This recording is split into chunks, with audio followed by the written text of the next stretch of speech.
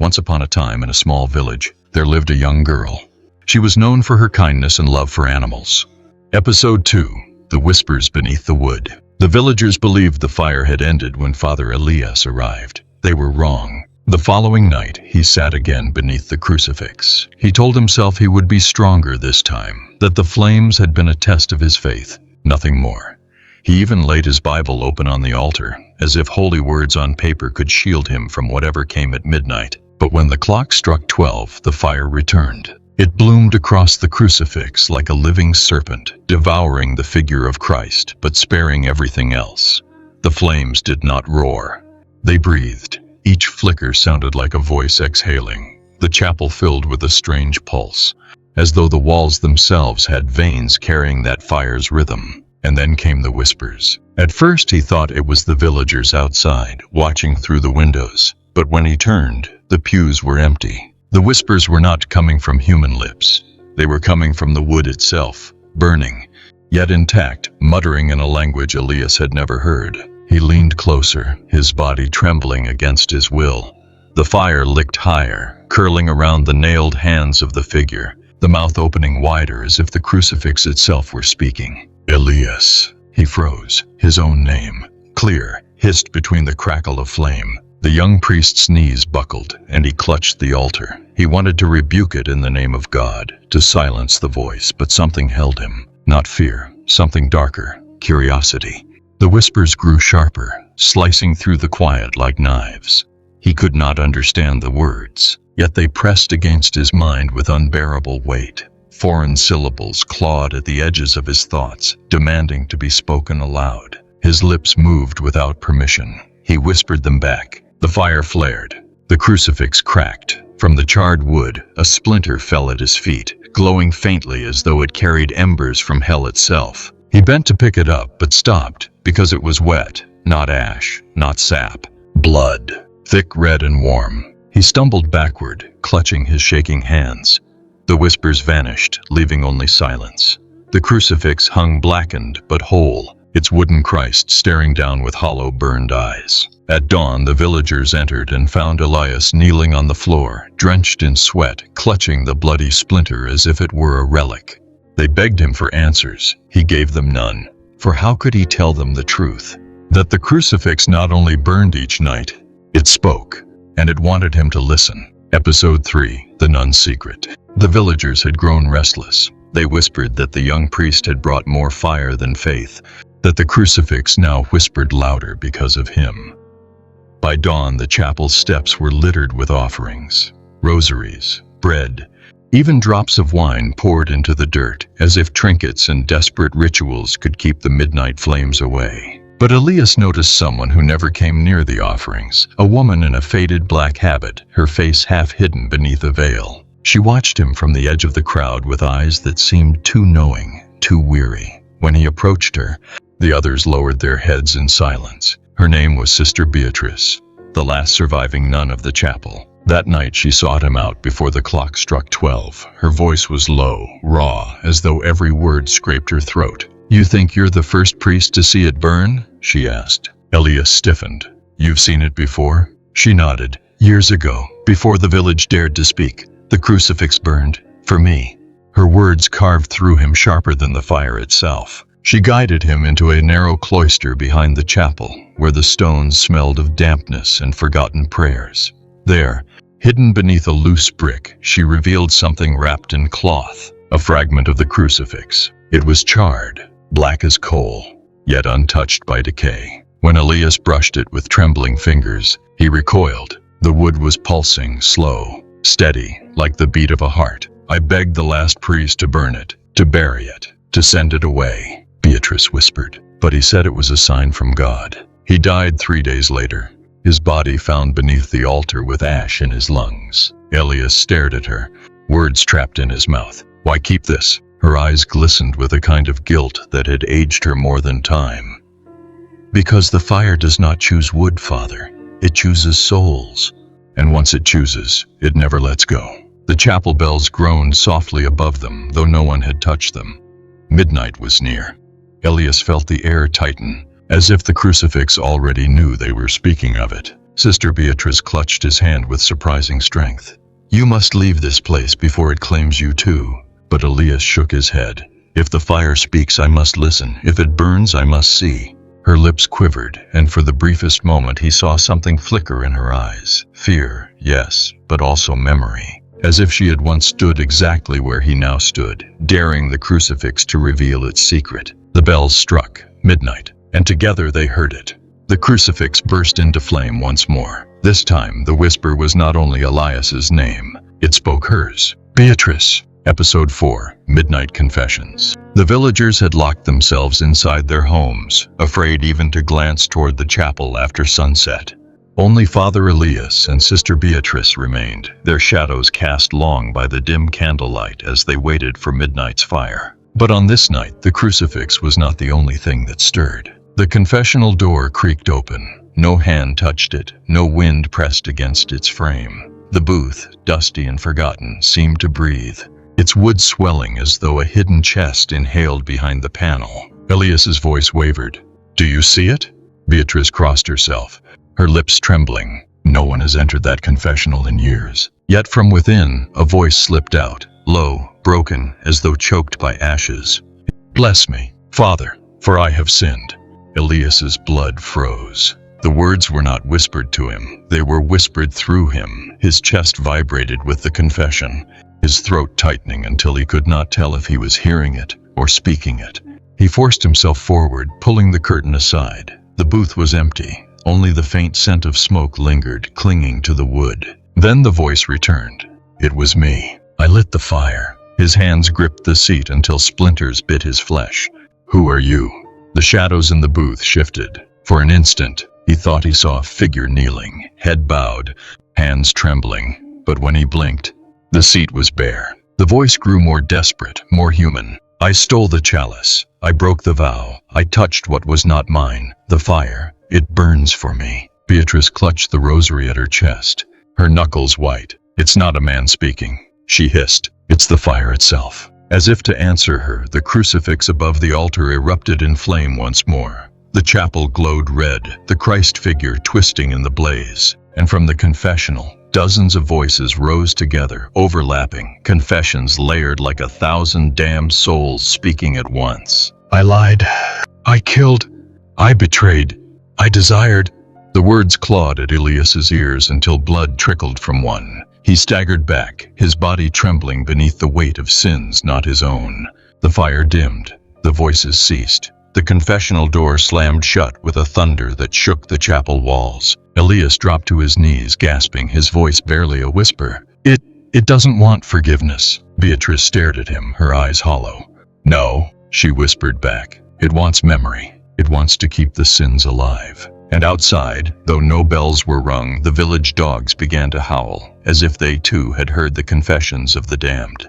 Episode 5, The Blood and the Ashes. By dawn, the chapel smelled of smoke, though nothing had burned but the crucifix. Father Elias scrubbed the altar with trembling hands, hoping to erase the memory of the confessions that had poured from the empty booth. But the whispers clung to him, clinging to his skin like invisible soot. He gathered the ashes that had fallen beneath the crucifix into a brass dish. They were black and soft, almost delicate, like the remains of paper set aflame. He thought perhaps by sweeping them away, he could rob the fire of its power. But when his fingers brushed the ash, he stopped. It was wet. Not with oil, not with water, with something thicker. He lifted his hand, and the dark residue glistened in the morning light, crimson threads streaking through it. His heart stuttered. "Blood," he whispered. Sister Beatrice froze beside him. She bent close, her veil nearly grazing the dish. The smell confirmed it. Iron-rich, metallic, the unmistakable scent of life drained away. "Elias," her voice cracked. "Ash does not bleed." The young priest staggered back, his stomach lurching. He dropped the brass dish, and the bloodied ash scattered across the chapel floor, seeping into the cracks of the stone. For a moment it looked as though the chapel itself were wounded, veins of red spreading through its foundation. That night he refused to sit idly by. When the hour of midnight drew near, he placed a clean linen cloth beneath the crucifix. If blood would fall, he would catch it. He would prove it. The villagers crowded outside, too afraid to enter. Their muffled prayers rose and fell like waves beating against the chapel walls. Inside, Elias and Beatrice waited. The air thickened. Midnight struck. The crucifix ignited. The fire burned without heat, its light bending the shadows into monstrous shapes. Elias forced himself to watch as the flames curled higher. And then it happened. From the blackened wood, something dripped. One drop, two, falling not like ash but like liquid. Thick, dark red beads splattered onto the linen. The cloth stained instantly, blooming into crimson patterns that looked disturbingly like veins spreading outward. Beatrice gasped, her hand over her mouth. Elias reached forward, his hand shaking violently, and pressed 2 fingers against the wet stain. It was warm, too warm, and in that warmth he felt something, like a pulse. The crucifix bled. The chapel doors rattled as if battered by an invisible storm. The villagers screamed outside. Elias fell to his knees, clutching the cloth now soaked in blood. His vision blurred, his ears rang, and above the crackle of fire, the crucifix seemed to breathe. Elias. The voice again, but this time it wasn't just calling his name. It was pleading. Episode 6. The choir that sang without voices. The linen cloth still lay hidden in Father Elias's chambers, stiff with dried blood that no one dared to wash away. It pulsed in his dreams, as though every fiber remembered the crucifix bleeding upon it. But worse than the dreams was the sound he began to hear after, low hums in the silence, as though someone were rehearsing hymns just outside his door. And then came the night when the humming grew into song. The chapel was dark, only the faint glow of a lantern between him and Sister Beatrice. Midnight approached. The crucifix smoldered in silence, as though waiting. Elias braced himself for the fire, his heart pounding. But instead of flame, the air trembled. A voice rose, not one but many, a choir. The hymn was ancient, the kind sung in monasteries long before their village even existed. But the voices were strange, beautiful and broken, layered in tones that did not belong to any living throat. They were everywhere and nowhere at once, echoing from the rafters, the pews, the stones beneath their feet. Elias gripped the altar. "Do you hear it?" Beatrice's face had gone pale. "It is the Dies Irae," she whispered, "the hymn for the dead." The sound swelled, shaking the chapel windows, vibrating in Elias's bones. His chest constricted as though the song itself were crushing the air from his lungs. The crucifix flickered, not with fire this time, but with a glow like embers beneath ash. Christ's carved mouth seemed to part wider, in rhythm with the chant. Then something happened that froze them both. The villagers outside began collapsing. One by one they dropped to their knees, clutching their heads, overcome by a song they could not hear. Some wailed, others convulsed. Their bodies moved as though the hymn were dragging them down to the ground, pressing their foreheads into the dirt. Inside, Beatrice's rosary snapped in her hand. Beads scattered across the stone floor like drops of rain.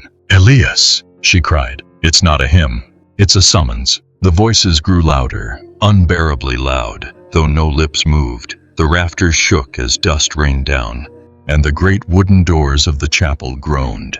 Elias fell to his knees, his palms pressed against his ears, but the hymn pierced through bone and blood. For a moment, he thought he saw them, silhouettes of monks with eyeless faces standing in the pews, their mouths open wide though no sound came from them. And then, silence. The hymn ended as suddenly as it began. The crucifix hung motionless. Outside, the villagers lay scattered across the ground, some unconscious, others trembling in prayer. Elias lifted his head, gasping. "Why does it sing?"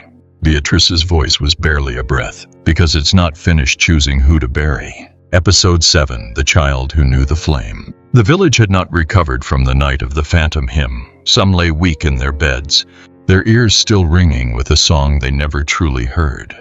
Others refused to go near the chapel at all, claiming shadows followed them home if they lingered too close. But it was a child who broke the silence. Her name was Lucia, a girl no older than 9. She appeared one morning in the square with a scrap of parchment clutched in her small hands.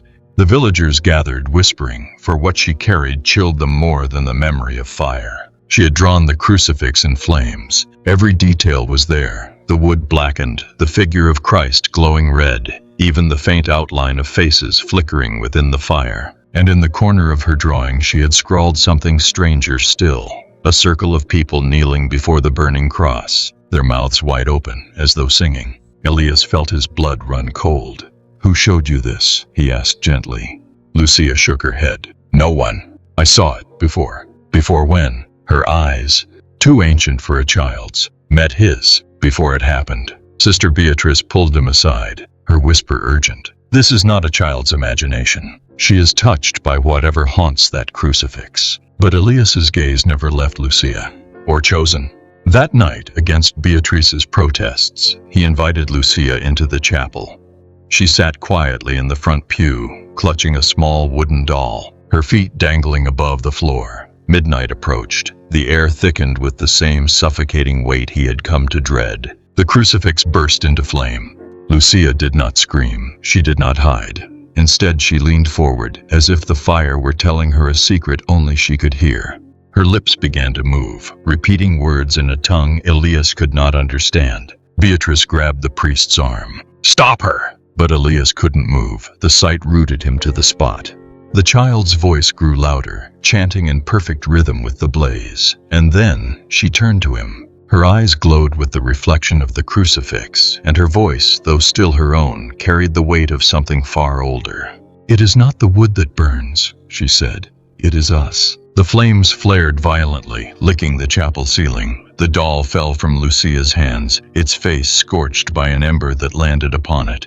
And for the first time, Elias felt sure the fire was no longer showing them judgment. It was showing them prophecy. Episode 8. The pages that burned by themselves. The villagers whispered that little Lucia had become the crucifix's mouthpiece. Some refused to let their children near her, crossing themselves whenever she walked past. Others knelt before her as if she carried an unseen crown. Elias could not decide which frightened him more, the fear in their eyes or their worship. But the crucifix was not finished. On the 8th night, Elias prepared the altar with trembling hands. He laid his Bible upon the stone, its leather cover worn from years of prayer. The crucifix hung silently above him, blackened and scarred, as if waiting. Midnight came. The fire erupted, but this time it did not stop at the wood. The Bible's pages fluttered, though no wind touched them. Then, with a sudden hiss, the paper ignited, flame spreading like a serpent through Scripture.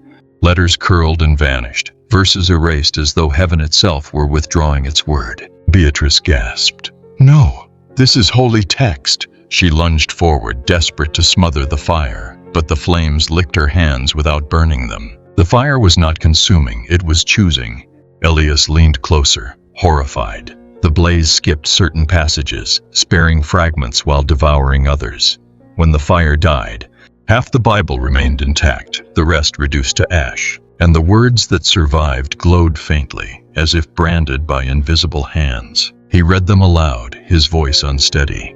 "Woe to the shepherds who destroy and scatter the sheep of my pasture."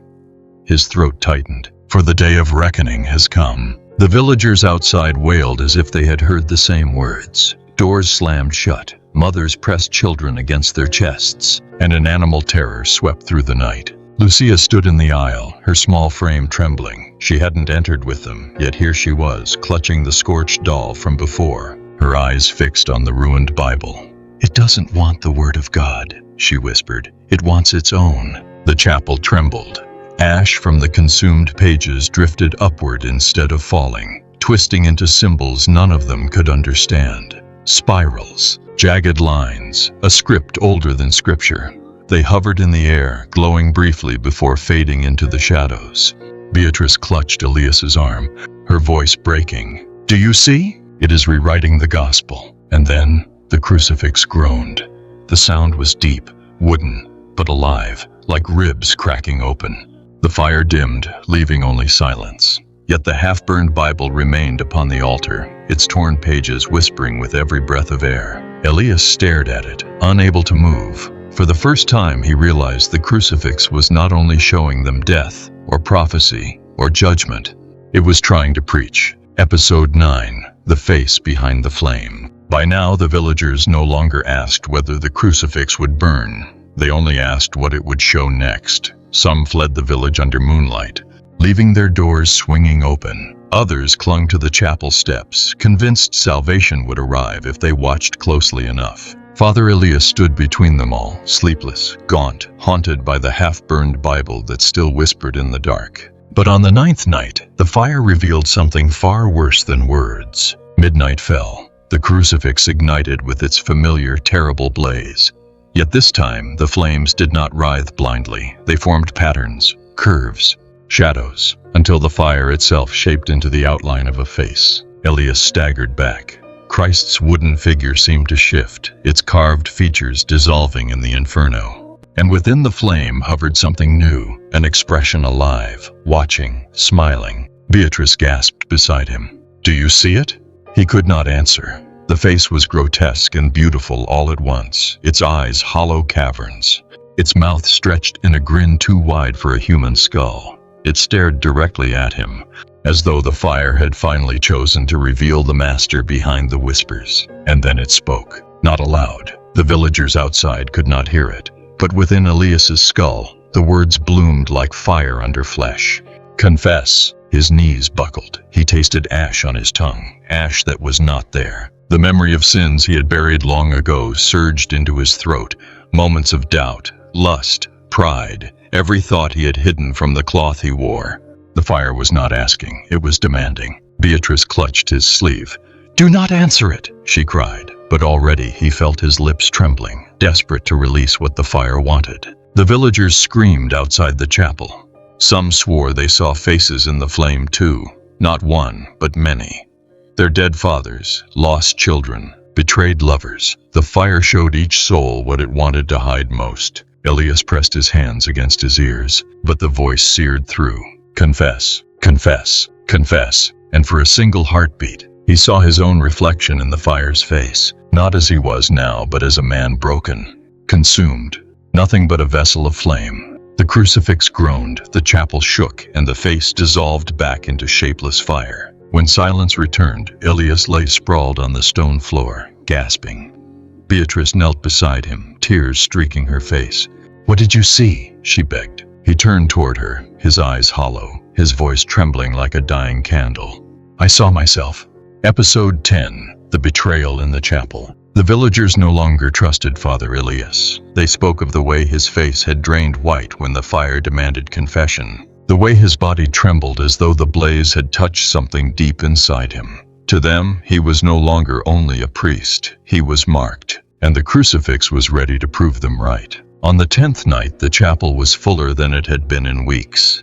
Fear had not driven them away. It had drawn them closer, hungry to see what the fire would reveal. Men clutched torches, women held their children, all pressed shoulder to shoulder as if salvation could be stolen by whoever stood nearest the altar. Midnight struck.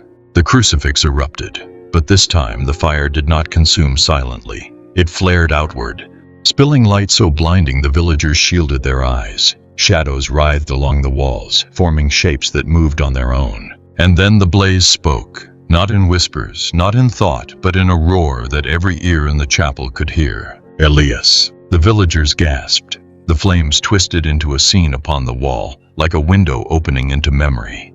At first, it showed nothing but a confessional, dark and narrow. Then slowly the image sharpened. A priest knelt inside, young, familiar. It was him. Elias's breath caught. He tried to move, to cry out, but the fire held him still, shackled by the weight of his own memory. The vision continued. His voice filled the chapel, though his lips did not move. "Forgive me, Father, for I have sinned." The villagers stared, stunned. The image shifted, revealing his secret. Moments of doubt, of betrayal, of weakness in his vow. They saw the night he had taken a relic meant for the altar and hidden it away. They saw the night he had whispered words of temptation to a woman he was meant to guide.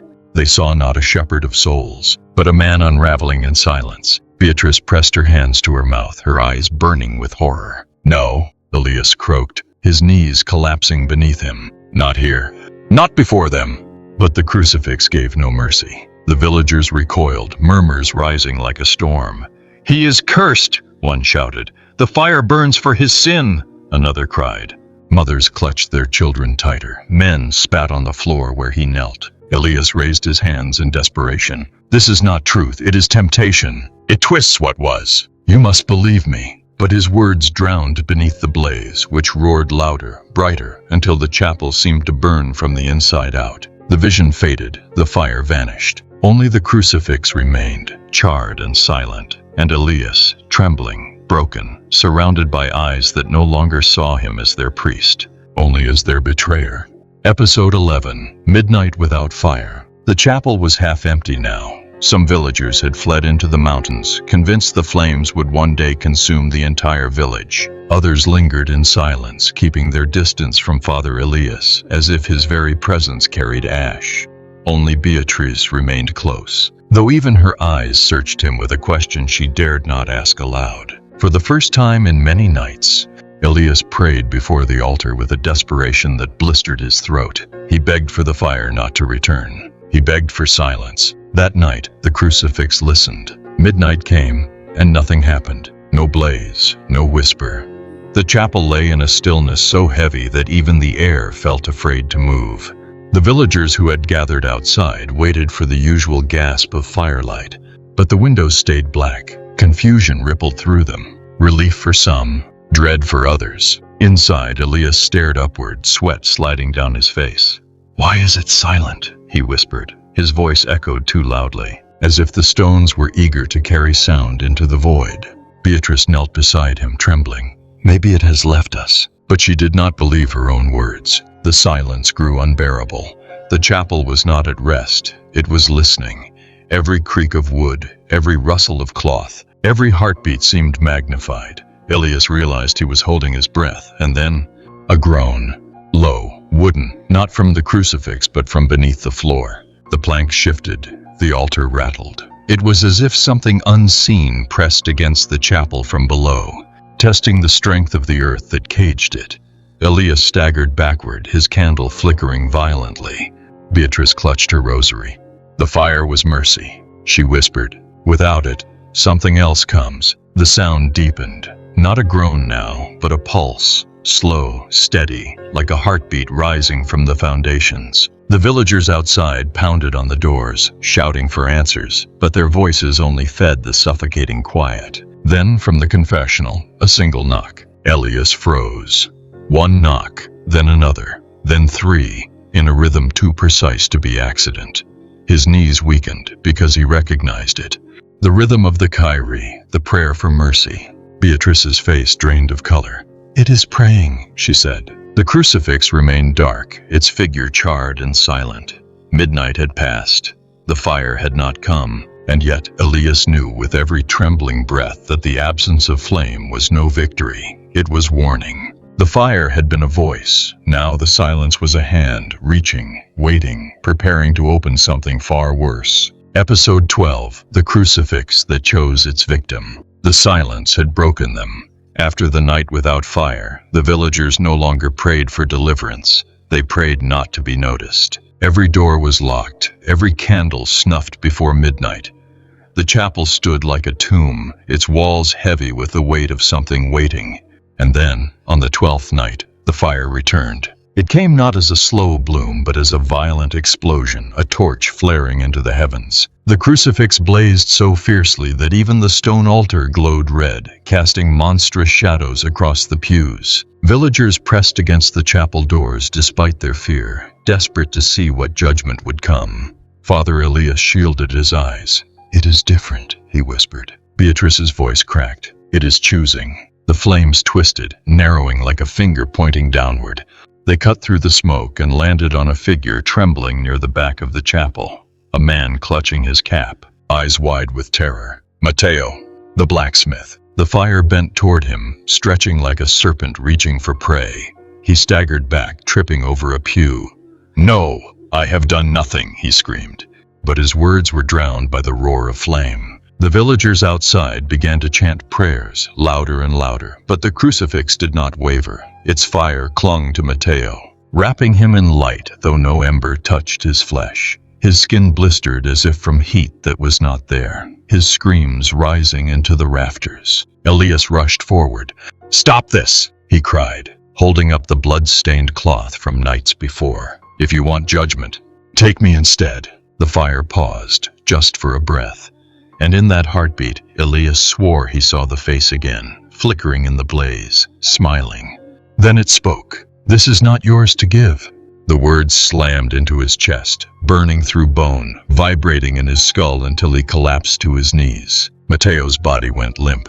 His eyes stared upward, wide and unseeing, his mouth frozen in a silent scream. Yet his flesh bore no scorch marks. He was not burned, he was emptied. The fire dimmed, retreating back into the crucifix. The chapel fell into silence once more. The villagers pushed through the doors, their eyes falling upon Mateo's corpse. Some wept, others crossed themselves, but all turned their gaze to Father Elias. They did not see a priest anymore. They saw the man who could not stop the fire. And deep in the silence, Elias realized the crucifix had not simply chosen Mateo. It had chosen him too, not as a victim, as its witness. Episode 13. The Exorcism That Failed. The blacksmith's body had not yet been buried when the whispers began.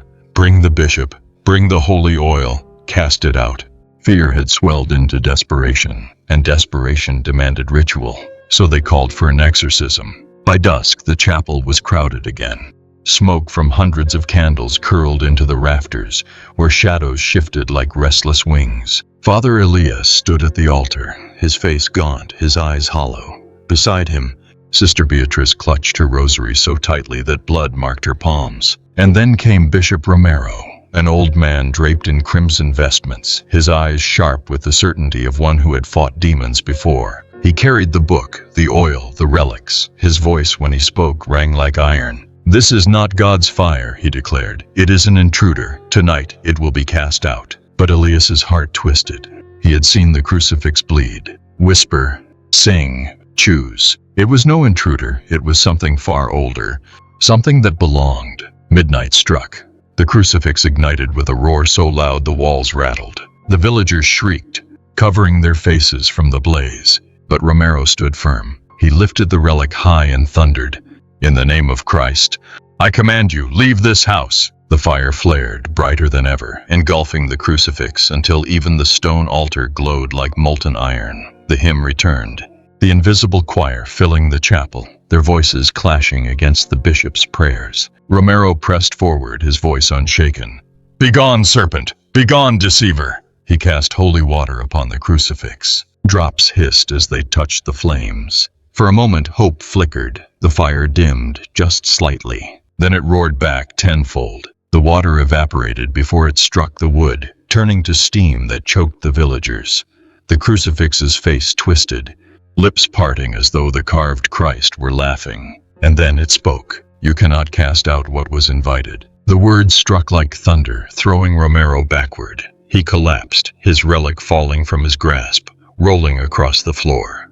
The villagers gasped, clutching one another, their faith crumbling with every second. Elias fell to his knees beside the bishop. Blood trickled from the old man's mouth, his eyes wide with shock. "It is stronger than us," Romero whispered. "Stronger than the church." The crucifix flared one final time, and the hymn cut off with a scream that belonged to no human throat. Then, as suddenly as it began, the fire vanished. The chapel stood in darkness. Smoke curled in the air. The crucifix was blackened, but whole, silent. And Bishop Romero lay still at the altar's foot, his chest unmoving. Beatrice's voice cracked in the silence. "The fire cannot be exorcised." Elias lifted his eyes to the crucifix, his soul shuddering, for in its silence, he understood. What had failed tonight was not just the exorcism. It was their last defense. Episode 14. The Last Prayer at Midnight. The bishop's body had not yet cooled when the villagers gathered outside the chapel. No one dared to touch him. No one dared to close his eyes. If a man of God, armed with relics and holy oil, had fallen in the space of a single prayer, what chance did they have? And yet desperation breeds madness. By the following night, the square was full. Men, women, children, all knelt together beneath the shadow of the chapel, their faces streaked with candlelight. They would not let the fire take them one by one. If the crucifix demanded prayer, they would give it prayer, not whispered in fear, but roared in unison, as if their voices could drown the blaze. Father Elias stood before them, his voice ragged, his faith hanging by a thread. Beatrice at his side, her eyes hollow, her hands trembling over the broken beads of her rosary. The bells marked midnight. The crucifix ignited. The villagers did not scream. They did not run. Their voices surged upward like a flood, chanting the Our Father, the Ave Maria, psalms and hymns. Words layered over words, rising like a storm against the inferno. The air shook with their defiance. For one fleeting moment, hope burned brighter than the flames. And then the fire answered. It did not silence them. It sang with them. Its voice roared through the rafters, twisting their prayers into mockery, reshaping their words into something darker. The Amen became a growl. The Deliver Us became a laugh. One by one, voices faltered. Mothers clutched children tighter as the sound of their own prayers came back to them, distorted, echoing, as though someone else spoke from their throats. Beatrice fell to her knees, sobbing. It has taken our prayer. Elias felt his own voice betray him. His lips moved, but the words were no longer his. They poured from him like molten wax, heavy and wrong. Thy kingdom is fire, thy will is ash. The crucifix blazed higher, its flames licking the vaulted ceiling. The carved Christ's eyes glowed like embers, its mouth splitting wider, as if consuming every syllable they spoke. Outside, villagers collapsed in rows, their bodies twitching as the prayer was ripped from them, their cries absorbed into the hymn of the flames. Elias tried to shout, to resist, but the fire filled his lungs. His vision blurred, his ears rang, and in the heart of the blaze he saw the face again, smiling, devouring, patient. The last prayer at midnight was not theirs. It was the crucifix's. Episode 15, The Crucifix That Burned Them All. The village no longer slept. Not after the night their prayers were stolen, twisted into fire's hymn. By dawn, the square was littered with collapsed bodies, some alive, some not. Mothers carried their children away, only to find their small lips still mouthing the prayer the crucifix had forced upon them. Father Elias could no longer tell where his faith ended and the fire began. His voice still trembled with words that were not his, even in silence. Sister Beatrice watched him with hollow eyes, as if she knew he was already lost. But the crucifix was not finished. On the 15th night, no one gathered outside the chapel. No hymns, no whispers, no desperate cries. Only emptiness. The village had given up. Midnight struck. The fire returned, not in a flicker, not in a flare, but in a storm. The crucifix split with a sound like bones breaking. Flames poured from the wood in rivers, crawling down the walls, rushing across the floor. The chapel did not catch fire. It became fire. And then it moved. The figure of Christ writhed upon the cross, the charred wood bending as if ribs expanded, as if lungs filled with breath. The nailed hands tore free, dripping flame instead of blood. The carved mouth gaped wider and wider until it was no longer wood at all, but a pit of fire opening in the shape of a scream. The crucifix stepped down from the altar. The villagers who had hidden in their homes saw the glow and rushed to their doors, only to freeze in terror. The burning figure walked among them, not consuming wood or stone, but people. Wherever it passed, the air sucked life from lungs. Men fell to their knees, eyes wide, skin unmarked, but emptied. Women screamed, their voices cut short as flame poured into their mouths, leaving only silence. Elias staggered forward, his cassock smoking, his hands trembling. "If you are judgment," he cried, "then judge me first." The crucifix turned. Its face was no longer Christ's, nor the grinning mask of shadow Elias had seen in the fire. It was his own. Beatrice shrieked, "Elias, it is wearing you!" The blaze surged, wrapping around him. He fell, clawing at the air as the fire seeped into his eyes, his chest, his soul.